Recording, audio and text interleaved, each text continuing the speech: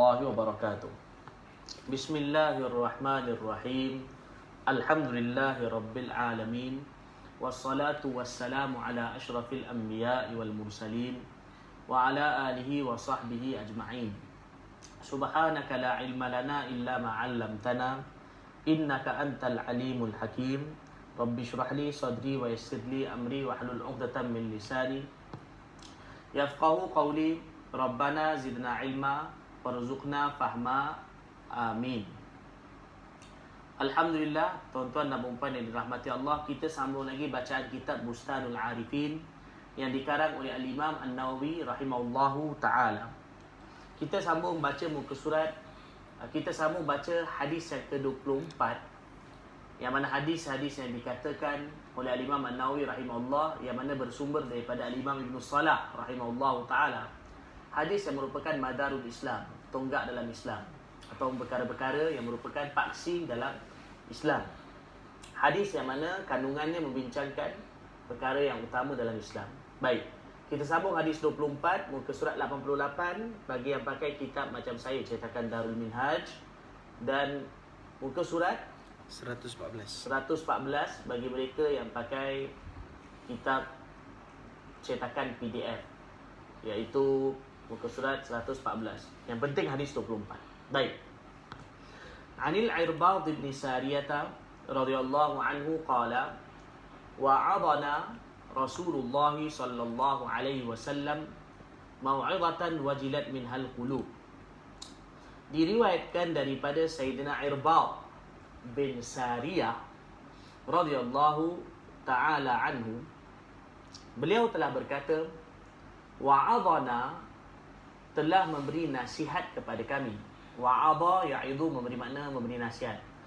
Telah memberi nasihat kepada kami oleh Rasulullah sallallahu alaihi wasallam mau'izatan, dengan satu pesanan atau nasihat, wajilat minhal qulub, yang hati menjadi gemetar dengan wasiat tersebut, disebabkan wasiat tersebut. Wajilat, telah menjadi gementarlah disebabkan wasiat itu hati-hati. Wa gharafat minhal uyun, dan mengalirlah air mata disebabkan wasiat tersebut. Faqulna ya Rasulullah, maka kami pun berkata, wahai Rasulullah, ka'annaha mau'izatu muwaddi'in fa'ausina, seolah-olah nasihat tuan ini seperti nasihat muwaddi', seorang yang nak tinggalkan kami, seorang yang ucapkan selamat tinggal. Seolah-olah nasihat tuan seperti nasihat seorang yang hendak meninggalkan kami. Fa'ausina, maka berilah pesanan kepada kami. Maksudnya berilah satu pesanan yang penting untuk kami pegang. Seolah-olah macam mungkin kami rasa tuan macam nak pergi je, nak pergi tinggalkan kami.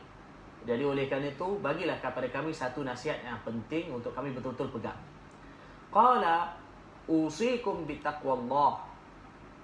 Baginda sallallahu alaihi wasallam pun bersabda, usikum bitaqwallah, aku berpesan kepada kamu supaya bertakwa kepada Allah Ta'ala, wasam'i wa ta'ah, dan dengar dan taat. Aku berpesan kepada kamu bertakwa kepada Allah, dengar dan taat. Wa in ta'ammara alaikum, orang yang hidup daripada kamu, mana orang yang akan terus hidup daripada kamu, orang yang terus hidup daripada kamu, mana selepas aku nanti, dia kelak akan melihat ikhtilaf yang banyak, dia akan melihat perselisihan yang banyak. Fa'alaikum bisunnati, maka hendaklah kamu berpegang, hendaklah kamu mengambil atau hendaklah kamu berpegang dengan sunnahku. Wa sunnatil khulafa'ir rasyidin al-mahdiyyin, dan berpegang dengan sunnah para khalifah yang rasyidin, berpegang dengan sunnah para khalifah yang mendapat petunjuk, yang rasyidin kita boleh terjemah dengan para khalifah yang lurus, para khalifah yang para khalifah yang benar lah, para khalifah yang benar, al-mahdiyin yang diberi petunjuk. Hendaklah mengikuti para khalifah yang rasyidin. Rasyidin maksudnya yang mendapat bimbingan, ataupun para khalifah yang lurus, berada perjalanan yang lurus, al-mahdiyin yang diberi petunjuk. Addu 'alaiha bin nawajid, hendaklah kamu gigit sunnah tersebut dengan gigi geraham kamu.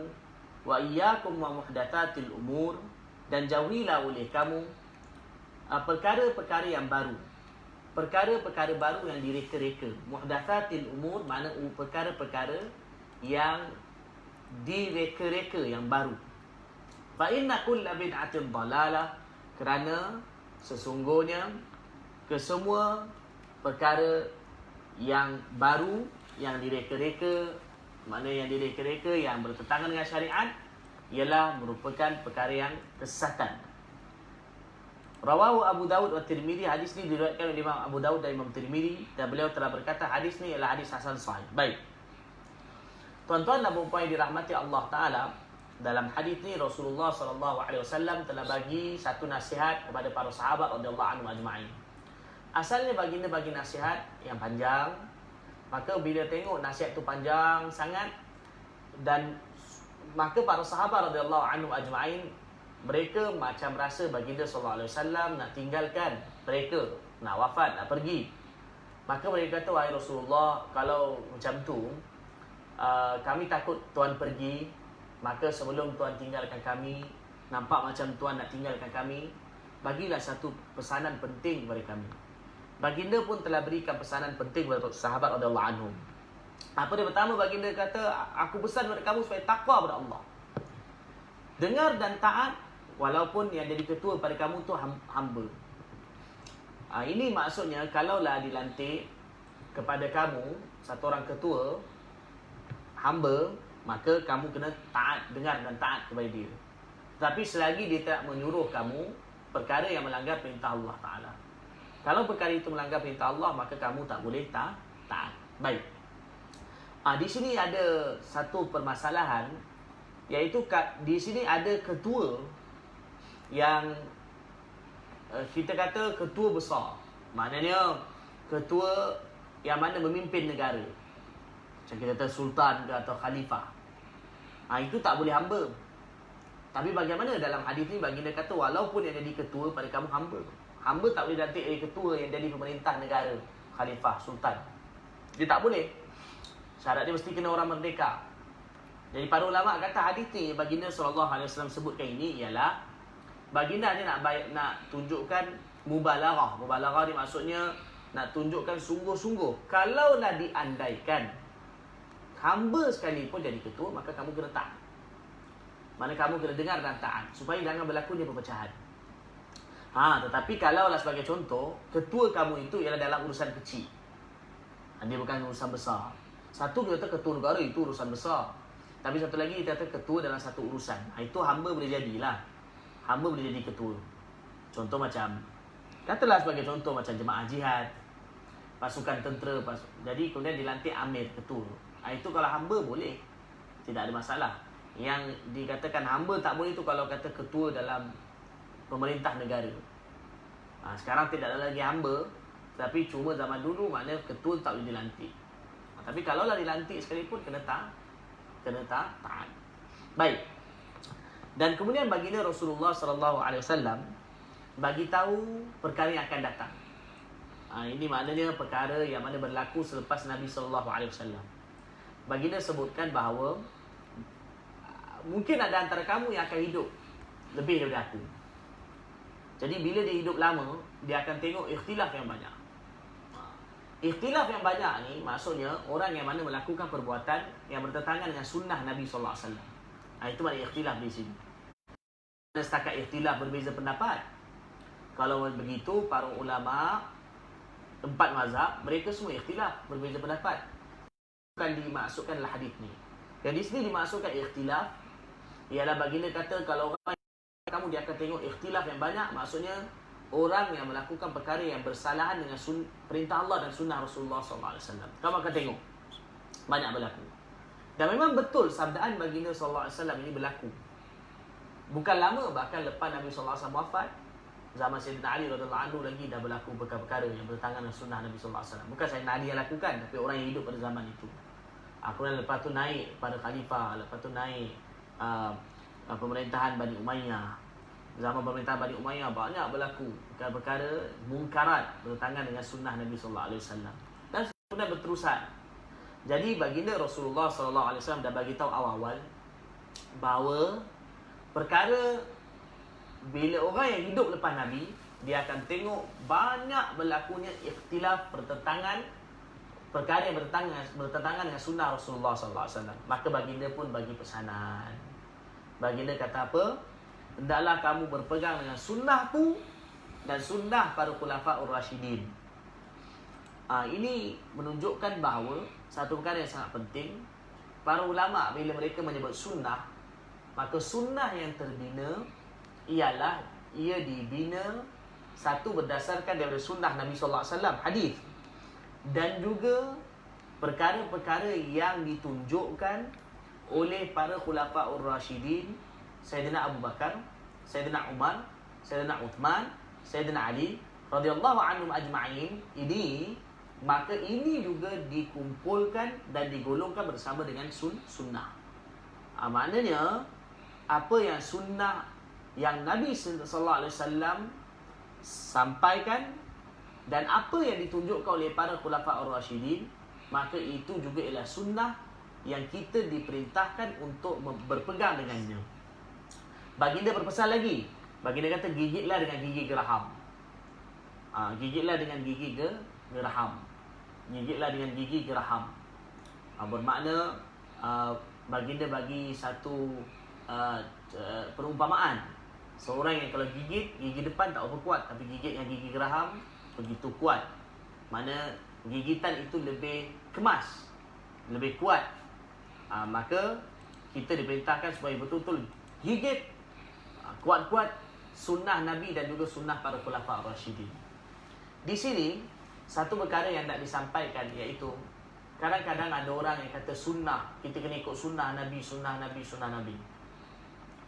Kita perlu faham bahawa sunnah Nabi SAW ini ialah kesemua para ulama' mereka memperjuangkan sunnah Nabi SAW.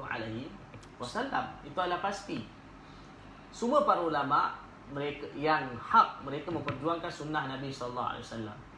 Tetapi bila kita sebut sunnah Nabi, ia bukan hanya sunnah Nabi sahaja, tetapi juga kita mengambil kira penerangan sunnah Nabi daripada para khulafa'ur rasyidin. Sebagai satu contoh, macam yang memang para ulama' buat satu keputusan atau mereka mengeluarkan pendapat, ialah daripada sunnah Nabi, sunnah satu perkara itu daripada sunnah. Sebagai contoh macam solat tarawih 20 rakaat.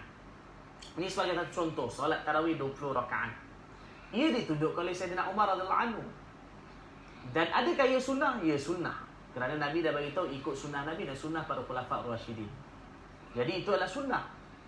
Sayyidina Uthman radhiyallahu anhu, beliau telah buat pada zaman beliau telah mulakan azan Jumaat 2 kali. Para ulama' amalkan. Ada perbezaan pendapat, tapi para ulama' mengambil apa yang diamalkan oleh Sayyidina Uthman radhiyallahu anhu itu diterima secara meluas, dan itu sunnah. Adakah itu sunnah? Itu adalah sunnah. Itu adalah sunnah. Dan itu ialah termasuk dalam pesanan Nabi SAW supaya ikut sunnah Nabi dan juga ikut sunnah para khulafa'ur rasyidin. Kemudian baginda SAW telah jelaskan, jauhilah perkara baru yang direka-reka, kerana sungguhnya semua bid'ah sesat. Ini antara perkara yang menjadi perdebatan. Orang kata semua perkara baru sesat, bid'ah, dan bid'ah maka ialah sesat. Tuan-tuan dan puan yang dirahmati Allah Ta'ala, dalam hadis ini, kalau kita baca hadis ni pasti betul, tak salah. Tetapi yang penting adalah pemahaman hadis ni perlu dikaitkan juga dengan hadis-hadis yang lain. Dan juga amalan para sahabat yang mereka adalah orang yang paling faham hadis Nabi SAW. Selepas kalau kita menggabungkan kesemua perkara ini, kita akan dapati dalam hadis ni ialah dia bukanlah mengatakan bahawa semua perkara baru itu ialah sesat. Yang dimaksudkan dalam hadis ni semua bid'ahlah sesat. Kesemua bid'ah yang mana perkara baru itu direka yang bercanggah dengan syariat, yang tidak menepati garis syariat, yang bertentangan dengan Al-Quran dan hadis, maka itulah bid'ah yang sesat, yang salah. Dan itu boleh dijauhi. Tetapi mana-mana perkara baru yang walaupun dia itu baru, maksudnya zaman Nabi tak ada kemudian diadakan, tetapi apabila ia dinilai dengan neraca syariat, ia tidak bercanggah dengan syariat. Maksudnya ia ialah mengikut kaedah syariat. Walaupun dia baru, maka ia tidak termasuk dalam hadis ini, tak termasuk di dalam bid'ah yang dikatakan sesat. Jadi kita tidak boleh menghukum bahawa semua perkara baru sesat dengan dalil hadis ni. Tak semua perkara baru itu sesat. Lihat dulu, kalau perkara baru itu menepati syariat, maksudnya tak bercanggah dengan syariat, tak bercanggah dengan kaedah syariat. Nak tengok kaedah syariat tu cerita panjang lagi. Kena tengok usul fiqh dan sebagainya. Usul fiqh. Maka bila menepati syariat, menepati kaedah syariat, maka ia adalah perkara bid'ah yang tidak sesat. Tapi kalau bercanggah dengan syariat, bercanggah dengan kaedah syariat, bercanggah dengan Al-Quran dan As-Sunnah, Al-Quran dan hadis, maka barulah dia dihukum bid'ah yang sesat, yang dicela ataupun yang diperintahkan untuk dijauhi oleh Rasulullah SAW di dalam hadis ni. Semoga Allah Ta'ala beri kita taufik dan hidayah untuk faham perkara ini. Baik. Al-hadithul khamisu wal-ishrun. Hadis yang ke-25. Ini hadis ni ialah hadis yang mana Masya Allah, hadis yang mana menerangkan keyakinan yang sangat penting kepada Allah Ta'ala. Nasihat Nabi SAW supaya kita mengukuhkan iman dan yakin kita kepada Allah dalam hati. Ani bin Abbas radhiyallahu anhu maqal, diriwayatkan daripada Ibnu Abbas radhiyallahu anhu, beliau telah berkata, Ibnu Abbas maksudnya Abdullah bin Abbas radhiyallahu anhu. Beliau meninggal dunia tahun 68 Hijrah, dikuburkan di Taif. Diriwayatkan dari Sayyidina Ibnu Abbas radhiyallahu anhu, beliau telah berkata, kuntu khalfan Nabi sallallahu alaihi wasallam yauman. Satu ketika aku berada di belakang Nabi SAW yauman, pada satu hari. Satu hari maksudnya Sayyidina Abdullah bin Abbas cerita, satu hari aku menunggang unta, memboncing di belakang Nabi SAW. Ini satu kemuliaan. Naik unta belakang Nabi, di atas seekor unta, naik unta yang sama duduk belakang Nabi. Ini kemuliaan Allah bagi. Faqal, maka baginda pun bersabda, ya gulam, wahai budak. Sayyidina Abdullah bin Abbas radhiyallahu anhu ni, beliau sepupu Nabi. Tapi beliau beza dengan Nabi, beza umur yang sangat banyak. Nabi SAW tua daripada beliau 50 tahun. Jadi ketika ini Nabi bagi tahu hadis ni, mungkin Nabi dah umur 60, dia masih lagi baru dalam umur 10 atau 11 ke 11 tahun, masih lagi budak. Wahai budak, mana wahai anak, inni u'allimuka kalimatin, sesungguhnya aku nak mengajar kepada engkau beberapa kalimah. Kalimah di sini maknanya beberapa perkara yang penting, beberapa pesanan yang penting. Ihfazillah yahfazka, jagalah Allah, maka Allah akan jaga kamu. Para ulama mereka kata di sini adanya takdir mahdhuf. Maksudnya Allah tak perlukan dijaga. Tapi bila kata jaga Allah, maknanya jaga perintah Allah, atau jagalah agama Allah, jagalah syariat Allah. Jagalah perintah Allah, maka Allah akan jaga kamu. Ihfazillah tajidhu tujahak, jagalah Allah, maknanya jagalah perintah Allah, maka kamu akan dapati Allah di hadapan kamu. Dapati Allah di hadapan ni bukan mana Allah duduk depan kita, na'udzubillah. Allah Maha Suci daripada berarah. Yang berarah itu ialah yang mempunyai arah itu makhluk. Dan 6 arah, depan, belakang, kiri, kanan, atas, bawah, ini ialah makhluk. Al-jihatus sit. enam arah kan. Tapi ini ialah kamu dapati Allah di hadapan, bermakna kamu dapati Allah akan sentiasa bantu kamu. Idza sa'alta fas'alillah. Apabila kamu nak meminta, maka mintalah kepada Allah. Apalah kepada Allah. Maksudnya bukanlah tak boleh minta ke orang pertolongan, tetapi mintalah. Kalau kamu betul-betul nak minta, mintalah kepada Allah Ta'ala. Wa idza sta'anta fasta'in billah. Apabila kamu nak minta pertolongan, maka mintalah bantuan, mintalah pertolongan kepada Allah Subhanahu wa Ta'ala. Dan kalau minta pertolongan kat orang tu mungkin dia mampu buat sekadar mana dia mampu. Tetapi kalau kita minta tolong kat Allah, Allah boleh buat segala-galanya, melebihi daripada batasan pemikiran itu. Baik. Wa'lam anna al-ummata law ijtama'at ala an yanfa'uka bi syai'in lam yanfa'uka illa bi syai'in qad katabahu Allahu lak. Ketahuilah bahawasanya al-ummah ni maksudnya makhluk lah. Ketahuilah bahawasanya seluruh makhluk, kalaulah mereka berhimpun untuk memberikan manfaat kepada kamu sesuatu, untuk memberikan apa-apa manfaat kepada kamu, maka mereka sedikit pun tidak boleh memberi manfaat kepada kamu, melainkan apa yang telah ditetapkan oleh Allah Ta'ala untuk kamu. Jadi mereka makhluk sikit pun tak boleh bagi manfaat, kecuali kalau manfaat itu Allah tetapkan untuk kamu. Wa ini tama'u ala an yadurruka bi syai'in lam yadurruka illa bi syai'in qad katabahu Allahu alaik. Dan kalaulah mereka semua berhimpun untuk memberi mudarat kepada kamu sedikit sesuatu, untuk memberikan sesuatu mudarat kepada kamu, maka pasti mereka tidak boleh memudaratkan kamu sedikit pun, melainkan apa yang Allah dah tetapkan untuk kamu. Maknanya, kesimpulannya, makhluk sedikit pun tak boleh memberi manfaat, sedikit pun tidak boleh memberi mudarat, melainkan hanya apa yang Allah tetapkan. Kalau Allah tetapkan ada manfaat, maka ada manfaat. Kalau Allah tetapkan ada mudarat, maka ada mudarat. Tapi semuanya ialah di dalam ketetapan Allah Ta'ala. Rufi'atil aqlam wa jaffatis suhuf. Telah diangkat pena-pena dan telah keringlah lembaran. Ini ialah kinayah. Para ulama kata ini kinayah. Kinayah ni maknanya bahasa kiasan.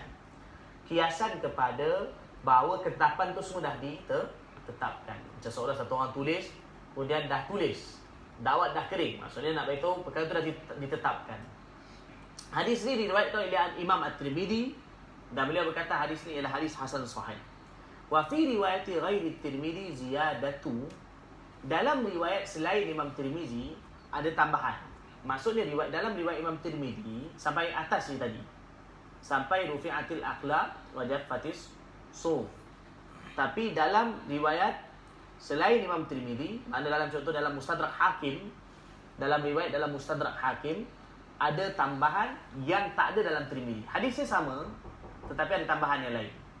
Dalam riwayat selain Tirmizi ada tambahan, ihfazillaha tajidhu amama. Ihfazillaha tajidhu amama. Peliharalah Allah Ta'ala, jagalah Allah Ta'ala, maka kamu akan dapati Allah Ta'ala berada di hadapan kamu. Kamu akan dapatinya di hadapan kamu. Peliharalah Allah, kamu akan dapati di hadapan kamu. Ini dah diterangkan tadi. Ihfazillah tajidhu amamak, telah diterangkan tadi. Ta'arraf ila Allah fil raha ya'rifka fi syiddah. Hendaklah kamu berkenal-kenal kepada Allah ketika raha, ketika lapang. Lapang di sini maksudnya senang. Hendaklah kamu berkenal-kenal kepada Allah ketika lapang, ya'rifka fi syiddah, maka Allah akan kenal kamu ketika susah. Apa maknanya? Maknanya ketika senang, kita jangan lupa Allah Ta'ala. Kita perlu rapat dengan Allah. Orang yang mana ketika senang pun ingat Allah, maka bila susah pun Allah akan ingat dia. Tapi kalau susah dia ingat Allah Ta'ala, tapi senang tak ingat Allah Ta'ala, seolah-olah ada dalam riwayat lain dia beritahu bahawa dia ini tidak didengari, permintaan dia itu tidak didengari oleh Allah Subhanahu wa Ta'ala. Baik. Wa'lam annama akhta'aka lam yakun liusibak. Ini hadis ni perlu diteliti terjemahannya. Wa'lam annama akhta'aka lam yakun liusibak. ketahuilah bahawasanya apa yang tak ditetapkan pada kamu, ma'akhta'aka makna perkara yang tak ditetapkan kepada kamu, lam yakun liyusibak, ia tidak akan mengenai kamu. Wa ma asabaka lam yakun liyukhti'ak, dan apa yang ditetapkan untuk kamu, dia pasti tidak akan tersasar daripada kamu. Maksudnya Nabi SAW kata, kalau satu perkara itu tak ditetapkan kepada kamu, maksudnya perkara itu tak akan kena pada kamu. Allah dah tetapkan tak akan kena pada kamu. Dia tak akan kena pada kamu. Dan kalaulah satu perkara itu ditetapkan bahawa dia akan kena kamu, pasti dia akan kena kamu. Dia tak akan tersasar daripada kamu. Pasti kamu tak akan dapat elak daripada dia. Kalau Allah tetapkan kamu dapat sekian makanan sebagai contohnya, pasti makanan itu akan datang kepada kamu. Dia tak akan pergi pada orang lain. Kalau itu ialah bahagian kamu. Wa fi akhiri, dan dalam hadis tadi di akhirnya, wa'lam anna an-nasra ma'as sabri wa anna al-faraja ma'al karbi wa anna ma'al usri yusra.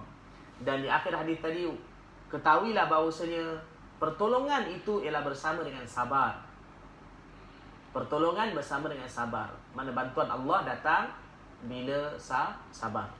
Wa annal faraja ma'al karbi, dan bahawasanya kelapangan datang bersama dengan karb. Karb bermakna ujian atau kesempitan. Kelapangan datang bersama dengan kesempitan. Mana kelapangan akan datang bila adanya ujian, bila adanya musibah, ataupun adanya karb bermakna bala bencana. Kelapangan akan datang bila adanya musibah. Maksudnya kalau Allah uji satu hari nanti, Allah tetap akan bagi kelapangan. Wa anna ma'al usri yusra, dan bahawasanya bersama dengan kesusahan itu adanya kesenangan. Makna bila Allah Ta'ala bagi susah, satu hari nanti Allah akan bagi senang. Tapi semuanya kena sabar, kena kembali pada Allah, ingat Allah, maka Allah akan bantu. Kemudian di akhir tu Imam Nawawi rahimahullah ta'ala terangkan, beliau kata, hadha hadithun azimul mawqa'. Hadis ini ialah hadis yang mana begitu besar kedudukannya. Maksud hadis yang mana begitu penting kedudukan hadis ini. Hakadha zakarahu fil ikmal, demikianlah seperti mana disebutkan oleh beliau Al-Imam Ibn Salah di dalam kitab Al-Ikmal.